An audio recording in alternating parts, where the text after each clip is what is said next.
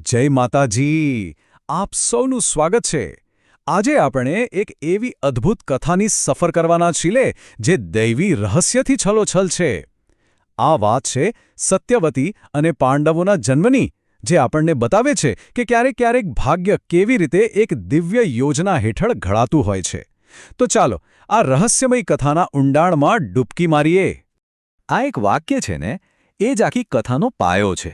એનો સીધો મતલબ એ છે કે અહીં જે કંઈ પણ થયું એ ખાલી સંયોગ નહોતો. ના, એ તો એક બહુ મોટી દૈવી યોજનાનો ભાગ હતો. બસ આ વાતને મનમાં રાખીને ચાલો આપણે આગળ જોઈએ કે આ દિવ્ય રમત આખરે રમાઈ કેવી રીતે. આ કથાની શરૂઆત જ એકદમ ચમત્કારિક છે. જરા વિચારો, ચંદ્રવંશના એક મહાન પ્રતાપી રાજા હતા, ઉપરીચર વસુ, અને એમના વીર્યથી એક માછલી ગર્ભવતી બને છે. અને પછી એ જ માછલીના ગર્ભમાંથી જન્મ થાય છે એક તેજસ્વી કન્યાનો, જેનું નામ પડ્યું સત્યવતી. આ પોતે જ એક અસાધારણ શરૂઆત છે, ખરું ને? હવે જુઓ, એક તરફ સત્યવતીમાં દિવ્ય તેજ હતું, પણ બીજી બાજુ એમના જન્મનું રહસ્ય એમની સાથે જ જોડાયેલું હતું. એમના શરીરમાંથી માછલી જેવી ગંધ આવતી હતી, અને આ જ કારણે એમની ઓળખ બની મત્સ્યગંધા, એટલે કે જેમાંથી માછલીની ગંધ આવે છે તે. અને પછી સત્યવતીના જીવનમાં એક એવો વળાંક આવ્યો જેણે બધું જ બદલી નાખ્યું. એમની મુલાકાત થઈ મહર્ષિ પરાશર સાથે. મહર્ષિના તપોબળથી એક ચમત્કાર થયો. જે મત્સ્યગંધા હતી તે બની ગઈ યોજનગંધા, એટલે કે એમની શારીરિક ગંધ એવી દિવ્ય સુગંધમાં ફેરવાઈ ગઈ જે યોજનો એટલે કે માઇલો દૂર સુધી ફેલાતી હતી. અને આ ખાલી શારીરિક પરિવર્તન નહોતું. આ દિવ્ય મિલનથી જ જન્મ થયો મહાભારતના રચયિતા મહાન ઋષિ વેદવ્યાસનો. તો હવે સત્યવતીનું જીવન રાજમહેલમાં શરૂ થયું. એમના લગ્ન થયા હસ્તિનાપુરના રાજા શાંતનુ સાથે. એમને 2 પુત્રો પણ થયા, વિચિત્રવીર્ય અને ચિત્રાંગદ. બધું એકદમ સરસ ચાલી રહ્યું હતું, પણ વિધિના વિધાન કંઈક અલગ જ હતા. અચાનક બહુ જ નાની ઉંમરમાં બંને રાજકુમારોના મૃત્યુ થઈ ગયા અને હસ્તિનાપુરના સિંહાસન પર સંકટના કાળા વાદળો ઘેરાઈ ગયા. વિચારો, એ સમય હસ્તિનાપુરનું સિંહાસન ખાલી હતું, કોઈ વારસદાર જ નહોતો. સદીઓથી ચાલતો આવતો ભવ્ય ચંદ્રવંશ જાણે કે અહીં જ ખતમ થઈ જશે એવો ડર બધાને સતાવી રહ્યો હતો.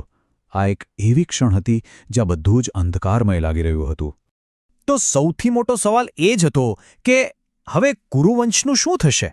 શું આ મહાન સામ્રાજ્યનું દીપક અહીં જ બુઝાઈ જશે? આવી ઘોર નિરાશાની ઘડીમાં સત્યવતીને પોતાનો ભૂતકાળ યાદ આવ્યો. એમને યાદ આવ્યા એમના પહેલા પુત્ર, મહાન તપસ્વી વેદવ્યાસ. એક માતાએ પોતાના ઋષિપુત્રને બોલાવ્યા અને એક બહુ જ કઠિન જવાબદારી સોંપી. વંશને ખતમ થતો બચાવવાની જવાબદારી. અને મહર્ષિ વ્યાસે એક પુત્ર તરીકે પોતાના કર્તવ્યનું પાલન કર્યું. તે સમયની પ્રથા, નિયોગ દ્વારા એમણે વિચિત્રવીર્યની રાણીઓ થકી 3 પુત્રોને જન્મ આપ્યો.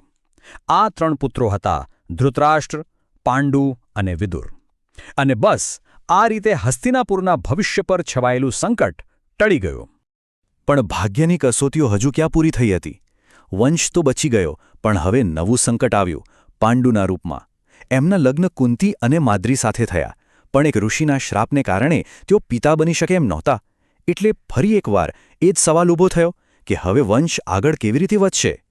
અને આ વખતે પણ જ્યારે બધા રસ્તા બંધ દેખાયા, ત્યારે ઉકેલ એક દિવ્ય શક્તિના રૂપમાં જ સામે આવ્યો. રાણી કુંતીને યુવાનીમાં દુર્વાસા ઋષિ પાસેથી મળેલું એક અદ્ભુત વરદાન યાદ આવ્યું. એમની પાસે એક એવો ગુપ્ત મંત્ર હતો જેનાથી તેઓ કોઈપણ દેવતાનું આહ્વાન કરીને એમના જેવા જ ગુણવાન પુત્રને પ્રાપ્ત કરી શકતા હતા. અને બસ અહીંથી જ એ દિવ્ય ગાથાની શરૂઆત થાય છે, જેનાથી મહાભારત ઓળખાય છે. 5 પાંડવોનો અવતાર. એ સમજવું બહુ જરૂરી છે કે આ કોઈ સામાન્ય બાળકોના જન્મ નહોતા. આ તો સ્વયં દેવતાઓના અંશ હતા જે પૃથ્વી પર એક ખાસ હેતુ માટે અવતર્યા હતા. તો ચાલો જોઈએ કે આ દિવ્ય જન્મ કેવી રીતે થયા. સૌથી પહેલા કુંતીએ ધર્મના દેવતા ધર્મરાજનું આહ્વાન કર્યું અને જન્મ થયો યુધિષ્ઠિરનો.